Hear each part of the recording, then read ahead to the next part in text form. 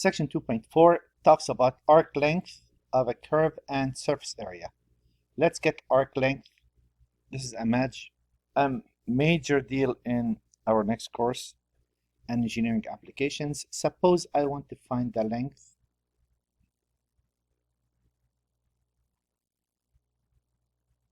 from A to B of that curve, and this is y equal f of x. Well, this is what we'll do. We look at that, say, okay, let's blow that up a bit. And this is what we're going to do. We're going to take this, even though it is an arc,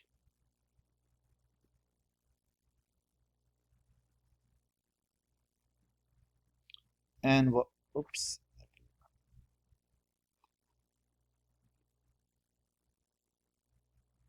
we're going to find the area of each. If I take this right here, for example, and blow that up, that's going to look like this. So I'm going to assume that even though that's a curve, that's an arc, I'm going to assume that, you know what? I'm approximating that area by finding this area. I'm going to call this ds because this is s. And if I do this, well, I notice that, look, that's delta x, that's delta y.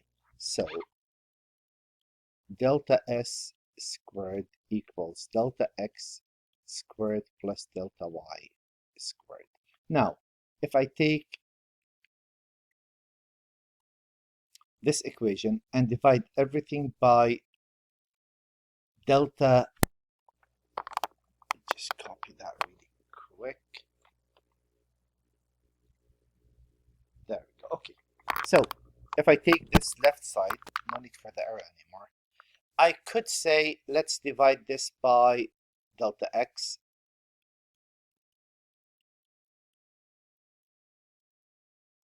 That would mean that delta s over delta x, excuse my s's, they look like 5s.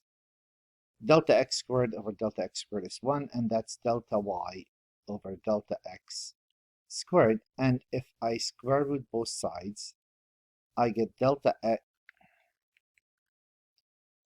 s over delta x equal the square root of 1 plus delta y divided by delta x squared. This is distance, so we're going to assume the positive. And if I cross multiply,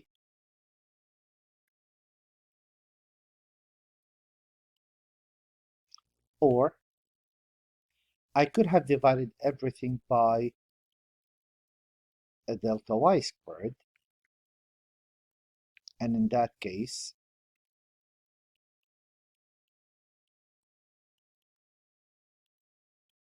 I could follow the same trend.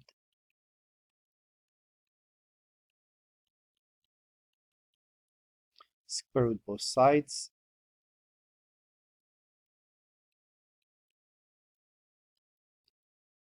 And again, instead of taking plus or minus, this is distance, so assume it's the positive radical.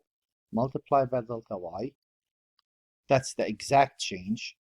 And if I want to approximate that, I could say, well, here, delta s is roughly the square root of 1 plus dy dx squared dx.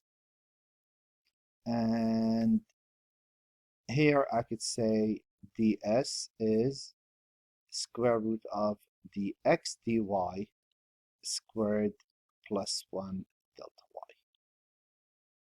So if f prime is continuous on the interval from a to b, then, and given y equal f of x, then L is the length of this arc, the length of the curve basically, is going to be the integral from a to b of ds, where ds could be this, or it could be this, and that's pretty much what we're writing here. ds could be either 1 plus f prime, which is dy dx with respect to x, or it would be 1 plus g prime of y dy if you want to integrate with respect to y, and we'll talk about what that means as we get into examples. Now here's our first example. This author here says on many problems, find the length of the function over the given interval. If you cannot evaluate the integral, set it up. Okay, which means some integrals you can't integrate. So the goal here on the homework is for you to set up the integral. So I suggest that even though the homework is, let me see, it's every other odd, I believe. Yeah, so it's a good idea to work one out and set one up. And the problems that you can't integrate, that means most likely they're not integratable. Now the first problem, I'm going to do it both ways because you might be thinking, wait, is it this or is it this? Whichever is easier for you. Some problems, it's very hard to go from one to the next, but theoretically you could do this any way you like. Find the length of the function over the given interval. If you cannot evaluate the interval, set it up. Okay. If I decided to say, look, I'm going to take dy dx, or simply y prime, that is 2/3 x to the negative 1/3.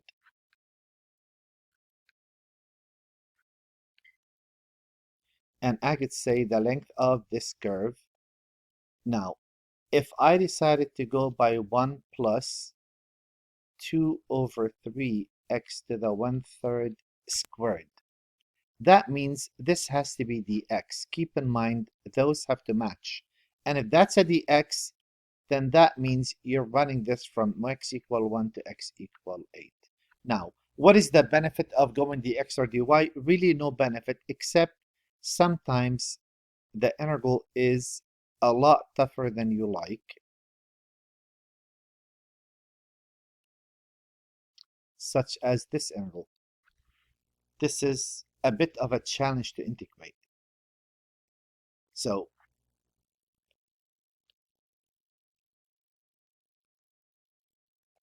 if that is the case, if you couldn't integrate, then maybe I should say L equal the integral. And here I'm going to say y equal the cube root of x squared. I'm going to cube both sides and say y cubed equals. Now, normally we try not to do this, solve for equations. And if I square root both sides, x should be plus or minus y to the 3/2. I'm going to take the positive because I know what y is always positive. And this is quadrant 1. So in this case, I could say L equal the integral of the square root of 1 plus, and if I take the x dy, or simply x prime, that would be 3/2 x to the 1/2. I'm so stuck on x, forgive me. So I could say this is 3/2 y to the 1/2 squared dy. If this is a dy, they have to match, then that means you're going to run from 1 to 4. Both of those will give you the same answer, 1 to 4, the square root of 1 plus 9/2 y dy. So I could here, of course, say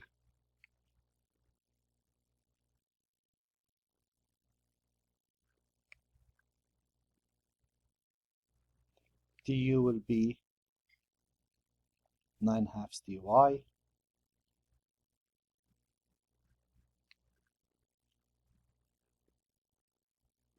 So that becomes the integral of u to the 1/2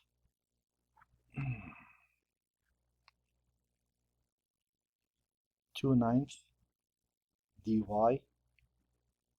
There is u, oh boy, du, you know what I mean. Okay, trying to rush, let me slow down. And u equal, if you put 1 in there, 1 plus 2/9 is 11/9. And if you put a 4 in there, that becomes 1 plus 30 divided by 2. That's 18, 19. There you go. And just add 1 to the power, go from there. Again, we're more interested in the setup. You're responsible to integrate those that could be integratable, but in this case, there is one specific problem I would like you to work out for sure, and you would know which one that is. But here, those you could use. This is a bit harder than you think to integrate, so that's one reason why you might want to use a dy instead of dx. But if a problem says setup do not solve, and that's most likely what's going to be on your test, then that's all you need to worry about. Now here's a problem you haven't seen before. This is an integral that you have not seen, but it does come up quite often in the applications, of course. If I wanted to find the length of the curve, I don't even know what that looked like. I could graph it, of course, on a graphing calculator from x equal to 1. But since everything's set up in terms of y, it's a good idea to just take a derivative of this. Y prime would be, and this is x cubed over 3. You know what? Here, let me rewrite it. This is really saying y equal x cubed over 3 plus 1/4 x to the negative 1. So y prime would be, bring the 3 down, that will be 3x squared over 3 minus 1/4 x to the negative 2, which is x squared minus 1 over 4x squared. So if I take that and I square it, of course, since this is a dx, since that's an x, that's automatically dx, so x equal 1, x equal 3, everybody's happy. Now, if on a test it says setup do not solve, you're done right there. But if I want to work this out, this is not an integral that you've seen before. I just want to point it out. It comes up a bit more than you like in the applications. If I take this and I FOIL it, what that's going to get me, the first squared minus twice the product of those. If you multiply those, the x squareds cancel out. And if you multiply it by 2, that's 1/2. Plus, if you square the last, that's 1 over 16 x to the 4th. Notice what happens. The first term remains. The last term remains. Do you see what 1 minus 1/2 is? Notice the only difference between the top and the bottom, this switch from a minus to a plus. Now, excuse me, nobody's saying that you need to know, if you look at this, that this is a perfect squared. We don't expect you to know that. But the fact that you just FOILed this and got this, and the only difference between those two is the minus to a plus, you should know that that is a perfect squared if you backtrack your steps, and it's going to be exactly this. Instead of a minus, it's a plus. Again, it comes up in your next course as well. And what do we know about this? We know that a square cancels a square root.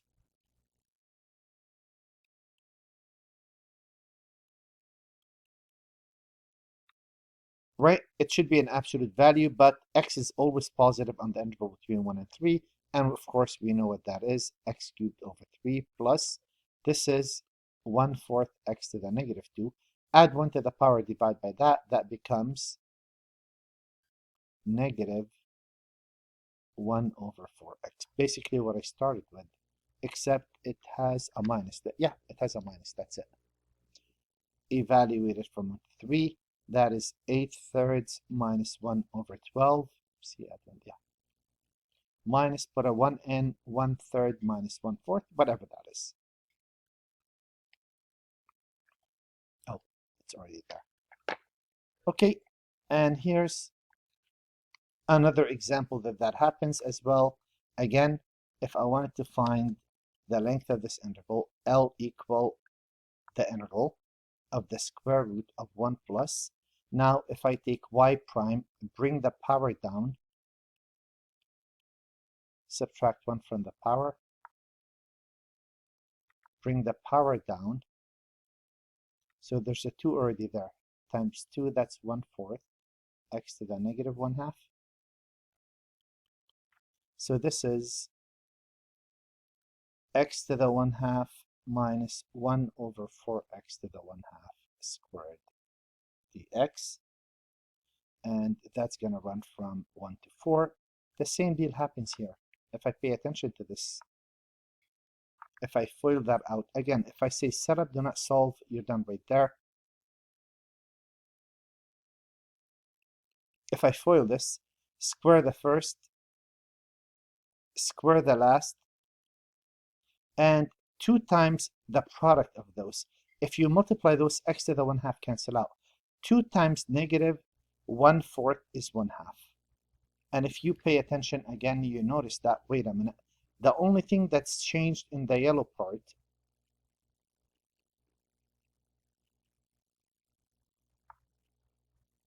if I combine those two, I get a 1/2. So those look exactly the same except for that sign.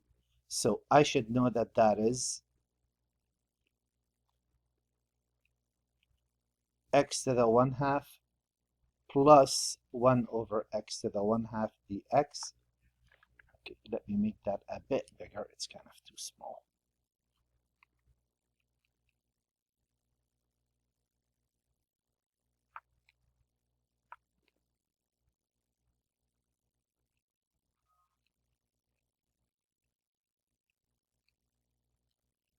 And again, on this interval, that is simply x to the 1/2 plus 1/4 x to the negative 1/2 dx. And if I work this out, that is x to the 3/2 2/3.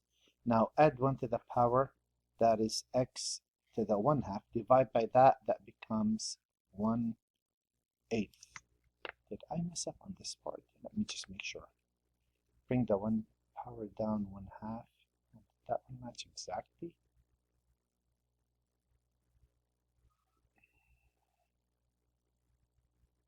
Yeah, that one matched. Okay, all good, whatever that is.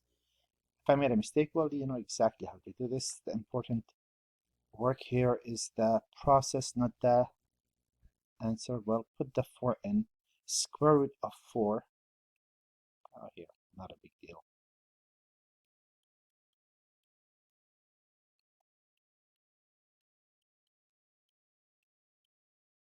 Again, that is 2 cubed, that's 8, 16/3. That's 2 1/4 minus 2/3 minus 1/8. There. You could leave it like that, of course, it doesn't matter. On a test, you really don't have to simplify any of your answers. Okay, here's another problem. X equal y squared. We're running from 0 to 1. So here, we're looking at this. And we only want that piece right there. Well, it doesn't matter. L equal the integral. I notice here that it's easier to just take x prime squared. That's with respect to y, y equals 0, y equal. There it is. And here, if you let 2y equal the tan of theta, proceed, you can solve that problem. So now that you know about integration, you're responsible to integrate every problem. Okay, how about this problem? Well, same deal. L equal the integral. In this case, if I take a derivative x prime, that is, bring the power down, subtract 1 from the power, times the derivative of the inside.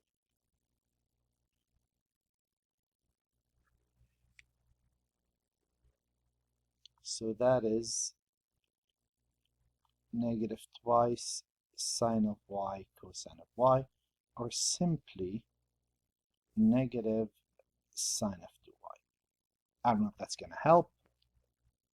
Square root of 1 plus and negative sine of 2y squared dy, y equals negative pi over 2 to pi over 2. So that's going to square this. So if I'm looking at the square root of 1 plus sine squared of y dy, Yeah, I'm not sure how to solve that. I could use power reduction on this. Remember, sine squared of y is 1 minus the cosine of 2y divided by 2. So probably that's the way to go. But again, setup do not solve. The majority of those would be set up, do not solve. The only one you should really work out are those, and you have a couple of those on the homework. Now, suppose instead of finding the length of the curve, we still have this length of, we still have y equal f of x as some curve. What we want to do, we want to take this and rotate it about the x-axis. And that's going to create, that doesn't look pretty. There, something like this. And as I rotate this from A to B, I'm going to create that. Remember, this is just a line, so I'm just going to get the surface of that. It's hollow on the inside. So what I do,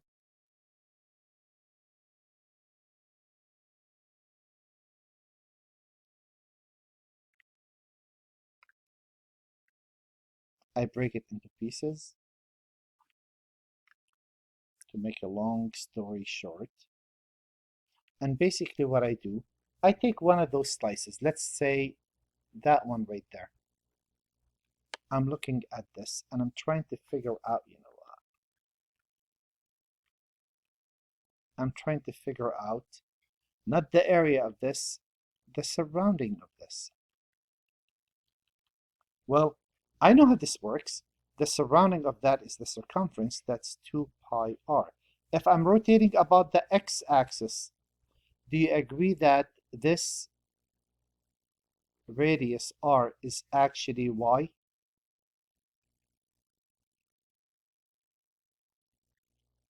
And that is y gonna vary from A to B of 2 pi y ds, right, along all of this curve from A to B. So it turns out if we rotate about the x-axis, the surface obtained by the rotation is given by the integral of the integral from A to B of 2 pi y ds.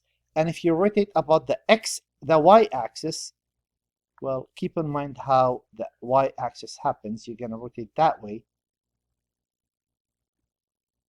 And in that case, the radius will be simply x. So 2 pi y along the x-axis, 2 pi along the x-axis, 2 pi x along the y-axis. They go backwards. And the work is identical.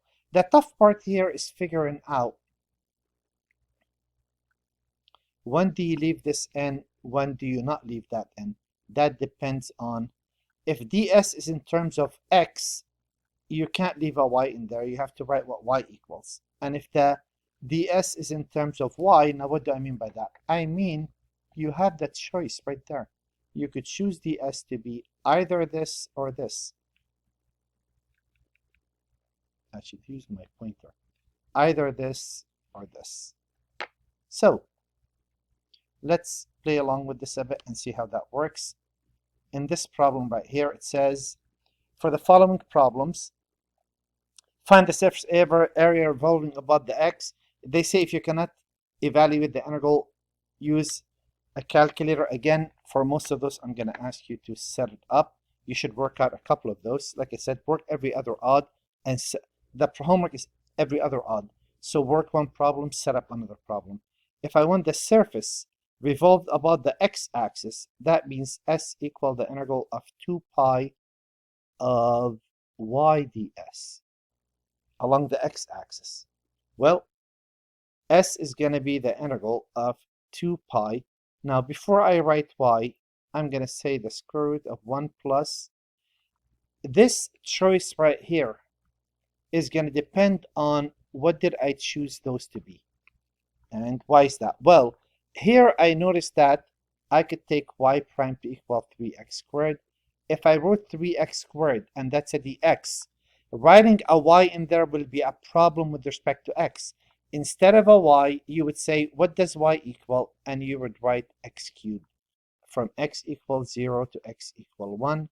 So s equal the integral from 0 to 1 of 2 pi x squared, the square root of 1 plus 9x to the 4th dx. And there it is. If you decided to go the other way, I don't recommend it.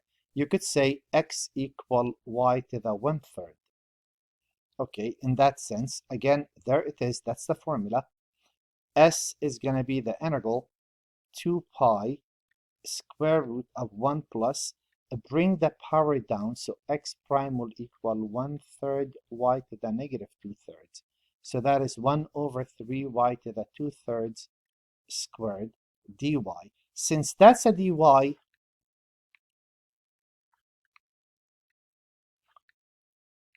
remember the initial formula has a y in it.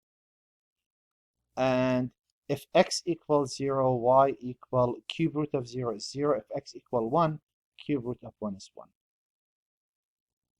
Now, we wouldn't solve, we would try to really go the fastest route out. How about this problem? Same deal. S equal the integral of 2 pi x ds. Now, the tough part, that 2 pi with respect to the x-axis still, that's still a y. Well, I need to know how that works. I start with this piece first. I'm going to take 1 plus the derivative. Isn't y prime 1 over twice the square root of 4 minus x squared times negative 2x? The 2's cancel out. That's negative x over the square root of 4 minus x squared dx.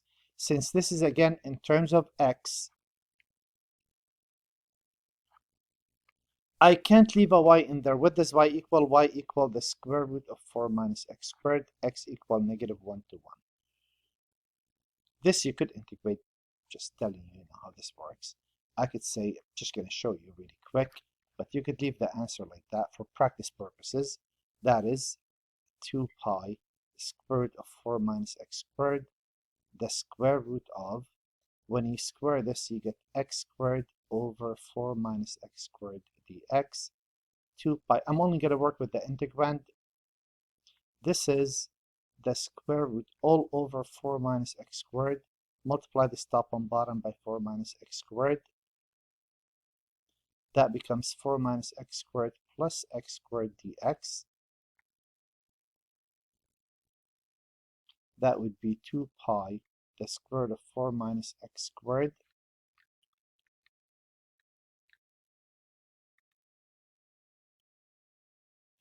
And here, I'm looking at the square root of 4 over the square root of 4 minus x squared dx. That is 2 pi times 2. That is 4 pi, the integral from negative 1 to 1 dx. And there it is. That's simply 8 pi. But again, setup do not solve. I just thought you should see this. And we have this problem as well. S equal the integral 2 pi x, I'm sorry, with respect, you're rotating about the x-axis y ds. That's going to equal the integral from negative pi over 4 to pi over 4. Obviously, that's in terms of x. 2 pi square root of 1 plus derivative of tangent is secant squared of x squared dx. And since that's a dx, you don't want to leave a y in there. You want to replace what y equal, which is the tan of x.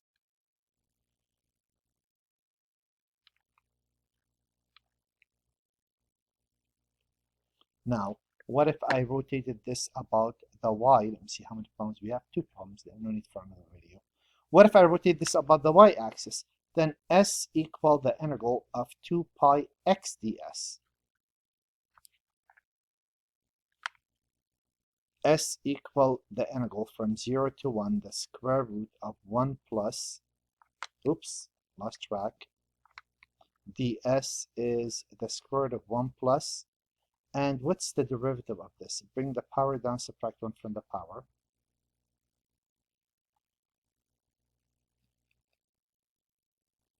again in respect to x, 2 pi. So do you see here, since that's